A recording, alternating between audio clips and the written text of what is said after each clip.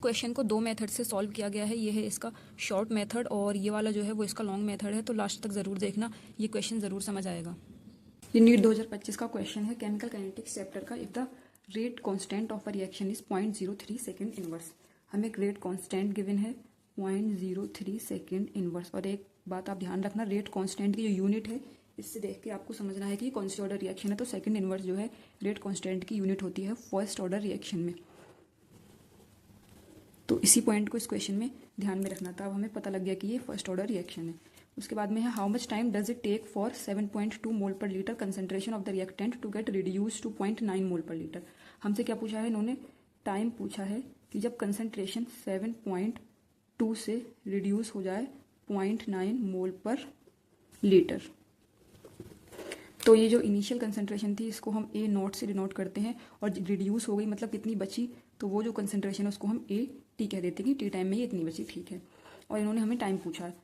तो इस क्वेश्चन को हम दो मेथड से सॉल्व कर सकते हैं। एक तो है ये थोड़ा long method, direct formula use करके। के का फॉर्मूला होता है फर्स्ट ऑर्डर रिएक्शन के लिए 2.303 divide by T log A note divide by A T की कंसंट्रेशन, ठीक है। के की जगह पे हमने क्या पुट कर दिया 0.03 और बस कैलकुलेशन करके आंसर आ जाएगा 2.303। टाइम पूछा है, बाकी सब हमें दे रखा है। ए नोट की वैल्यू दी है 7.2, इसकी है 0.9, तो ये हो जाएगा 8 टाइम्स चला जाएगा। यहाँ पे लॉग 8 बचेगा और log 8 को हम क्या लिख लेंगे,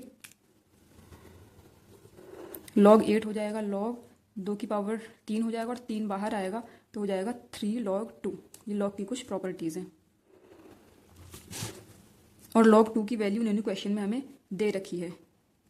तो ये t हम वहां ले जाएंगे, t हमें निकालना है 0.03, यहाँ आ गया। 2 की वैल्यू कितनी है 0.301, 0.3 होती है, इन्होंने दिया 0.30, हटाया 3 से 3 कैंसिल हो गए, तो 2.303 इंटू 30.1।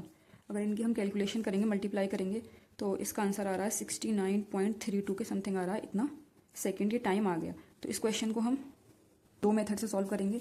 जो दूसरा मेथड है वो बहुत ही इजी सा है। अगर आप देखें, इन्होंने जब फर्स्ट ऑर्डर रिएक्शन बता दिया कि ये फर्स्ट ऑर्डर रिएक्शन है, तो जब भी फर्स्ट ऑर्डर रिएक्शन हो उसमें देखना कि क्वेश्चन में टी हाफ का कॉन्सेप्ट लग रहा है कि नहीं लग रहा है। जैसे अगर फर्स्ट ऑर्डर का अगर हम टी हाफ निकालें तो उसका फॉर्मूला क्या होता है 0.693 डिवाइड बाय के। तो टी हाफ इस क्वेश्चन में हमारा हो जाएगा 0.693 डिवाइड बाय के की वैल्यू है 0.03, ठीक है। इन्होंने कहा है कि 7.2 से हमें जाना 0.9 तक। तो 7.2 में अगर हमने एक टी हाफ इसको लगा, मतलब 50% खत्म होने में से कितना टाइम लगा वो टी हाफ होता। तो 7.2 का आधा कितना हो जाएगा 3.6, 3.6 का आधा 1.8 और 1.8 का आधा हो गया 0.9, मतलब 3.6 से 1.8 आने में एक और टी हाफ लगा, इसे एक और फिर यहाँ पे टी हाफ लगा। तो टोटल हम कह सकते हैं कि 7.2 से 0.9 आने में इसको 3 टी हाफ का टाइम लगा है। तो जो टाइम हमसे पूछा है वो इक्वल हो जाएगा 3 इंटू टी हाफ के बराबर, और टी हाफ कितना है 0.693 डिवाइड बाय 0.03 करना। ये 3 से 3 कैंसिल हो जाएगा, तो ये हो जाएगा 69.3 सेकेंड, बस जो थोड़ी सी कैलकुलेशन के बाद। तो इस क्वेश्चन के दो मेथड थे, तो इसका आंसर ये फोर्थ वाला आ गया है। अगर ये क्वेश्चन समझ आया हो तो इस वीडियो को लाइक करना and subscribe for more question practice.